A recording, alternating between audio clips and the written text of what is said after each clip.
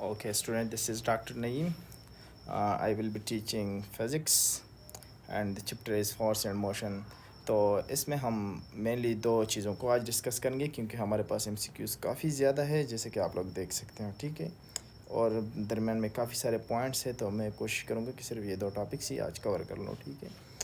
तो सिंपली आप सबको पता होगा कि हमारे पास डिस्टेंस क्या है और डिस्प्लेसमेंट क्या है, ठीक है। डिस्टेंस जो होता है वो हमारे पास लेंथ ऑफ पाथ होता है, ठीक है। या the actual path covered by a body during its motion, ठीक है। और डिस्प्लेसमेंट हमारे पास शार्टेस्ट एंड डायरेक्टेड पाथ होता है, ठीक है। तो ये दो पॉइंट्स आप लोगों को क्लियर होने चाहिए। इसके बाद हम देखते हैं कि डिस्टेंस हमारे पास रिप्रेजेंट होता है एस से, ठीक है।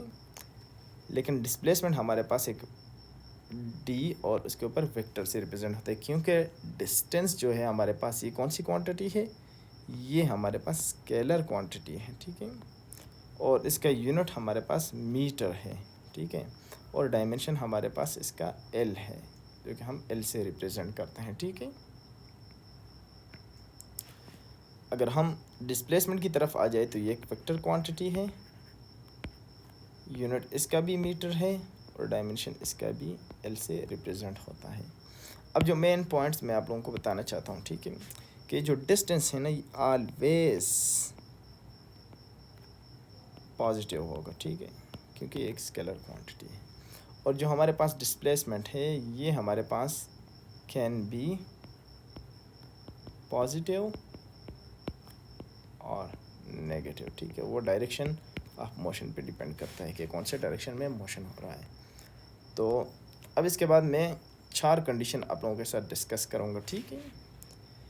एक कंडीशन ऐसा है जिसमें एस भी ज़ीरो हो और डी भी ज़ीरो हो। तो ये कंडीशन कब पॉसिबल है कि जिसमें डिस्टेंस भी ज़ीरो हो और डिस्प्लेसमेंट भी ज़ीरो हो। सिंपल बात है कि बॉडी एट रेस्ट हो, ठीक है, एट रेस्ट हो। दूसरा जो कंडीशन है हमारे पास ये 1 था, ठीक है। अब जो दूसरा कंडीशन है हमारे पास वो है कि बॉडी ऐसे मोशन में हो कि जिसमें हमारे पास डिस्टेंस ज़ीरो हो लेकिन डिस्प्लेसमेंट हमारे पास ज़ीरो ना हो। तो क्या ये कंडीशन पॉसिबल है? तो ये इम्पॉसिबल है, ठीक है। अगर ये कंडीशन इम्पॉसिबल है तो ये हम दरम्यान में से हटा देंगे। फिर हमारे पास एक ये कंडीशन बनता है कि हमारे पास एस पी नॉन ज़ीरो हो बट डिस्टेंस डिस्प्लेसमेंट जो है हमारे पास वो ज़ीरो हो। तो ये कोई भी क्लोज पाथ हो सकता है, ठीक है। वो हमारे पास ट्रायंगल भी हो सकता है, वो हमारे पास रेक्टेंगुलर भी हो सकता है, वो हमारे पास सर्कल भी हो सकते हैं, वो कोई भी मतलब पाथ हो सकता है, ठीक है। लेकिन ये पाथ कौन सा होगा हमारे पास, ये हमारे पास क्लोज्ड होगा, ठीक है। अब ऐसा कंडीशन है कि हमारे पास न तो एस ज़ीरो हो न हमारे पास डी ज़ीरो हो। तो हाँ ये भी पॉसिबल है फॉर एनी ओपन पाथ, ठीक है, फॉर एनी ओपन पाथ, ठीक है। तो ये चीज़ तो हो गई क्लियर, ठीक है। अब कुछ रेशोस के क्वेश्चन है, ठीक है, जो मैं आप लोगों को बताऊंगा कि ये कैसे करने हैं। तो आप लोगों ने बड़े ध्यान से सुनने, ठीक है, ये चीज़। अब रेशोस के क्वेश्चंस हैं हमारे पास। रेशो तो ये आपसे सिंपल पूछता है कि डिस्टेंस टू डिस्प्लेसमेंट रेशो। अगर ये हमारे पास डिस्टेंस है और ये हमारे पास डिस्प्लेसमेंट है, ठीक है, तो आप लोगों को ये बात पता होनी चाहिए कि always greater than or equal to 1 होगा, ठीक है। या आप सिंपली ये समझ लें कि हमारे पास जो डिस्टेंस है, ठीक है, ये हमेशा ग्रेटर या इक्वल ये हमारे पास ग्रेटर आर इक्वल होगा टू डिस्प्लेसमेंट, ठीक है। अब दोनों कंडीशंस में हम देखते हैं कि ये हमारे पास पॉसिबल कब है, कि ये हमारे पास ग्रेटर कब हो सकता है। तो आप लोग कहेंगे कि इन्हीं कर्व पाथ के लिए। और ये इक्वल कब होगा हमारे पास, तो आप लोग कहेंगे कि स्ट्रेट पाथ में हमारे पास डिस्टेंस और डिस्प्लेसमेंट दोनों बराबर होते हैं और इनकी जो रेशो है हमारे पास डिस्टेंस टू डिस्प्लेसमेंट ये always greater than or equal to 1। और ग्रेटर और इक्वल वो मैंने आपको बता दिया कि किस कंडीशन में क्या क्या होता है। अब ये क्वेश्चन अगर वो थोड़ा सा घुमा फिरा के बता देते हैं आप लोगों को कि ये हमारे पास डिस्प्लेसमेंट टू डिस्टेंस की रेशो, तो फिर ये always less than or equal to 1 और कंडीशंस वही 2 अप्लाई होंगे, ठीक है। अब ये सिंपल हमारे पास 3 पाथवे हैं, ठीक है, 3 पाथवेज। तो आप लोग इसको सिंपली यहाँ से देख लें, ये हमारे पास एक पाथवे है, ठीक है, ये हमारे पास दूसरा पाथवे है, ठीक है, और हमारे पास ये थर्ड पाथवे है, ठीक है। तो आपसे अगर ये पूछ ले कि ये पॉइंट ए है और ये पॉइंट बी है, तो इनमें से कौन सा हमारे पास डिस्प्लेसमेंट है, तो अब मुझे पता है कि आप लोग कहेंगे सीधे सीधे जो ग्रीन लाइन वाला है, क्योंकि ये तो सीधे सीधा पाथ है और शॉर्टेस्ट भी है, तो ऐसा बिल्कुल भी नहीं है, ठीक है, क्योंकि हमारे पास इनमें से किसी भी एक के ऊपर डायरेक्शन नहीं है। तो अगर ये हमारे पास इस तरह डायरेक्शन शो करेगा, देन हमारे पास जो ग्रीन वाला है वो हमारे पास डिस्प्लेसमेंट है। अगर डायरेक्शन मेंशन नहीं है तो तमाम के तमाम फिर हमारे पास डिस्प्लेसमेंट ही में शुमार होंगे, ठीक है। अब कुछ क्वेश्चंस की तरफ मैं आता हूँ कि इनके जो आंसर्स है वो आप उनको को क्लियर करें। ये कहते हैं कि ratio of distance to displacement along a semi circle of radius 5 centimetre. आप लोगों को रेडियस दिया हुआ है 5 सेंटीमीटर, ठीक है, और आप लोगों से पूछ क्या रहा है कि डिस्टेंस टू डिस्प्लेसमेंट की हमारे पास जो रेशो है वो बताएं, ठीक है।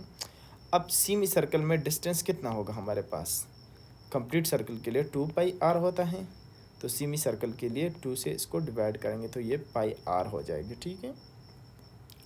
और जो हमारे पास डिस्प्लेसमेंट होता है वो डायमीटर के बराबर होता है, यानी 2r के या डायमीटर के बराबर होता है, ठीक है। तो अब इनकी रेशोज़ अगर हम देख लें तो हमारे पास s divided by D is equal to πr divided by 2r है, तो r के साथ कैंसिल हो गए, तो pi divided by 2 is our answer, ठीक है। तो ये क्वेश्चन का आंसर हो गया। अब हम नेक्स्ट क्वेश्चन की तरफ जाएंगे, ठीक है, ठीक है, ये हो गया।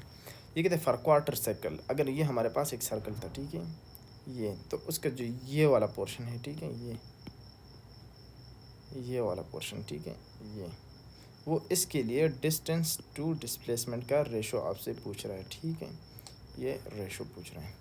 तो आप लोग देखें कि हमारे पास ये भी आर है, ये भी आर है, ये भी हमारे पास जो है क्वार्टर ऑफ सर्कल का सरकमफेरेंस है, ठीक है। तो circumference of whole circle is 2πr, और हमने क्वार्टर के लिए देखने तो 4 के साथ डिवाइड करेंगे तो हमारे पास आएगा πr डिवाइडेड बाई 2। अब ये जो πr डिवाइडेड बाई 2 है, ठीक है, ये हमारे पास क्या हो गया, s हो गया, πr डिवाइडेड बाई 2। अब हमने डिस्प्लेसमेंट को फाइंड करना है कि ये हमारे पास क्या बनता है, तो हम सीधा सीधा मतलब डिस्प्लेसमेंट को pythagoras थ्योरम से मतलब फाइंड करेंगे, ठीक है, क्योंकि r square plus r square, ठीक है, क्योंकि ये हमारे पास एक r है और दूसरा r 90 का एंगल बना रहा है, तो हम इसको मतलब इस तरह यहाँ पर 90 के एंगल बनते हैं, ठीक है। तो आप लोगों को ये pythagoras थ्योरम पर अप्लाई करना होगा, तो ये हमारे पास आ जाएगा भाई 2r square under root which is equal to under root 2 into r। तो सिंपली हमारे पास जो आंसर आएगा डिस्टेंस टू डिस्प्लेसमेंट वो होगा हमारे पास πr डिवाइडेड बाई 2 इंटू, हम डिस्प्लेसमेंट की जगह 2 इंटू r हम लगा सकते हैं, ठीक है, सॉरी r को हम बाहर निकालेंगे और अंडर रूट 2 इंटू r लगा देंगे, ठीक है। तो फर्दर इस क्वेश्चन को अगर हम सिंप्लीफाई करें तो हमारे पास जो आंसर बनेगा, इसको अगर ऊपर ले जाए तो r को r के साथ फिर हम मतलब डिवाइड कर लेंगे, ये ख़त्म हो जाएगा 2, हमारे पास इसको ऐसे लिखेंगे हम फिर के इस तरह हो जाएगा, पाई के साथ ऊपर ले जाएगा पाई हमारे पास, तो अंडर रूट 2 नीचे आ जाएगा, तो अंडर रूट 2 डिवाइड बाई 2, इस तरह हमारे पास इसका आंसर आएगा d is equal to pi divided by 2 into under root 2। तो ये हमारे पास इसका आंसर है। तो आप लोगों ने ज़रा सा मतलब इसको सॉल्व करना है, मैंने डायरेक्टली कर लिया, ठीक है। अब SHM का ये सीन होता है ना कि SHM में हमारे पास या सिंपल हार्मोनिक मोशन में, ठीक है, सिंपल हार्मोनिक मोशन में ये कौन सा मोशन होता है, ये वाइब्रेटरी मोशन होता है, ठीक है। और इसमें मैं आप लोगों को बताऊँ ना कि हमारे पास एक चीज़ है, यानी सिंपली एक ऑब्जेक्ट है, ठीक है, ये उसका क्या है, मीन पोजीशन है, ठीक है। तो ये एक एक्सट्रीम पोजीशन पे जाएगा, दूसरे एक्सट्रीम पोजीशन पे आएगा, ठीक है। और अगर हमारे पास सिंपल पेंडुलम है तो वो एक एक्सट्रीम पे आता है फिर वापस जाता है, ठीक है, फिर यहाँ से इधर आता है और यहाँ से इधर आता है, ठीक है।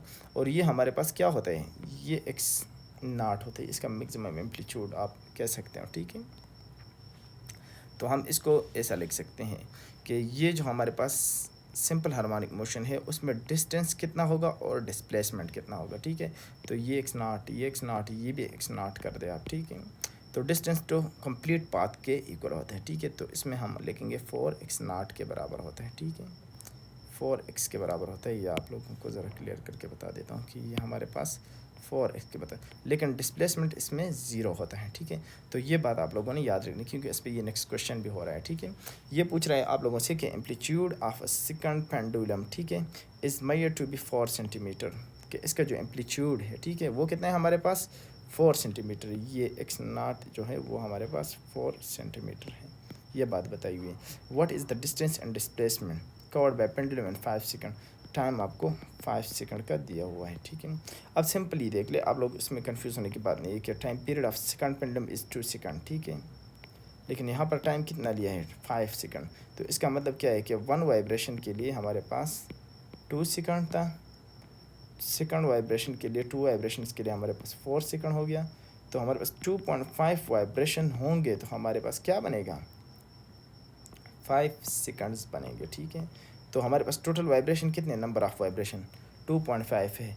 अगर हमारे पास 2.5 वाइब्रेशन है, ठीक है, तो सिंपली हमें पता है कि जो हमारा जो ये क्वेश्चंस है तो इसमें ऊपर मैंने आपको बता दिया कि जो डिस्टेंस है हमारे पास वो 4x के बराबर होगा, ठीक है। तो अब 2.5 वाइब्रेशन के लिए हमारे पास डिस्टेंस कितना होना चाहिए कि एक दफ़ा वो आया, दूसरी दफ़ा आया, तीसरी दफ़ा आया, चौथी दफ़ा आया, ठीक है। तो 1 2 3 4 ये एक वाइब्रेशन के लिए हो गए, ठीक है। 5 6 7 8 ये 2 वाइब्रेशन के लिए हो गए, और 9 10 ये 2.5 वाइब्रेशन के लिए हो गए, ठीक है। तो हम लिख सकते हैं कि 10x के बराबर होगा, ठीक है, एक्स नॉट के। तो इससे हमने ले लिया 10 इंटू एक्स नॉट, हमारा कितना है, हमारे पास 4 है। तो ये कितना हो जाएगा हमारे पास 40 हो जाएगा, ठीक है। तो जो हमारे पास आंसर है वो हमारा 40 सेंटीमीटर हो गया कि ये जो डिस्टेंस था हमारा वो कितना था 4 सेंटीमीटर। ये चीज़ आप लोगों को पता होनी चाहिए। और डिस्प्लेसमेंट का आप लोगों को कोई ज़रूरत नहीं है कि इनिशियल से फाइनल की तरफ वापस आ जाता है तो हमारे पास डिस्प्लेसमेंट इस केस में ज़ीरो होगा। तो ये बात आप लोगों ने भी याद रखनी है, ठीक है। तो ये चीज़ एक बेसिक कंसेप्ट था तो मैंने आप लोगों को बता दिया। अब आपको पता भी है कि हम मतलब किसी भी मीन पोजीशन के इर्द गिर्द जब जाते हैं तो एक्सट्रीम मीन एक्सट्रीम इस तरह सीन होता है, ठीक है। और ये अगर हम टोटल टाइम ले लें, ठीक है, तो यहाँ से यहाँ तक हमें मतलब t/4 टाइम हम इसको कह सकते हैं, ठीक है। तो अब मैं कुछ कंडीशंस बताता हूँ आप लोगों को कि हमारे पास अगर ये जो t है ना, किसी भी सॉरी हम इसको कलर को चेंज कर लेते हैं थोड़ा सा ताकि क्लेरिफाई हो जाए चीज़ें, ठीक है। तो अगर हम इसको ये कह दें कि t अगर हमारे पास t/4 के बराबर हो गई, यानी इस जगह से चीज़ स्टार्ट होके यहाँ पर आ गया, ठीक है। तो इस केस में हमारे पास डिस्टेंस और डिस्प्लेसमेंट का क्या सूरत हाल होगा, ठीक है। तो वो मैं आपको बता देता हूँ कि इस केस में हमारे पास जो डिस्टेंस होगा वो किस चीज़ के बराबर होगा, वो इक्वल होगा टू डिस्प्लेसमेंट। मतलब हमारे पास, या सिंपली आप लोग इस तरह कह लें कि जो हमारे पास इसमें जो हमारा डिस्टेंस टू डिस्प्लेसमेंट है, इसमें हम कह सकते हैं कि जो डिस्टेंस है वो डिस्प्लेसमेंट के बराबर होगा, ठीक है, और वो हमारे पास एक्स नॉट के बराबर होगा। तो ये हमारा पहला कंडीशन हो गया। अब दूसरी कंडीशन में मैं आप लोगों को ये कहता हूँ कि अगर t हमारा t/4 से ज़्यादा है, यानी इससे ज़्यादा, तो इसका मतलब ये है कि कुछ ज़्यादा ही डिस्टेंस और इस तरफ में कवर कर दिया। तो इस केस में हमारे पास जो डिस्टेंस होता है वो हमेशा हमारे पास ग्रेटर होता है किस चीज़ से, डिस्प्लेसमेंट से, ठीक है। तो आप लोगों ने ये चीज़ याद रखनी है कि डिस्प्लेसमेंट से हमारे पास डिस्टेंस ग्रेटर हो गया एक्स नॉट से, ठीक है।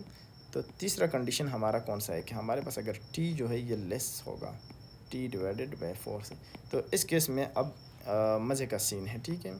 मज़े का सीन ये है कि इसमें हमारे पास जो डिस्टेंस होता है वो इक्वल होता है डिस्प्लेसमेंट के, लेकिन ये एक्स नॉट से हमारे पास छोटा होता है, क्योंकि अगर इस तरह आप देख लेना तो ये अगर एक एक्सट्रीम तक मतलब हमारे पास एक्स नॉट है, ठीक है, और बॉडी कहाँ तक आ गई, यहाँ तक आ गई, तो ये तो डिस्टेंस भी हो गया, ये डिस्प्लेसमेंट भी हो गया, लेकिन ये हमारे पास एक्स नॉट से कम है, ठीक है।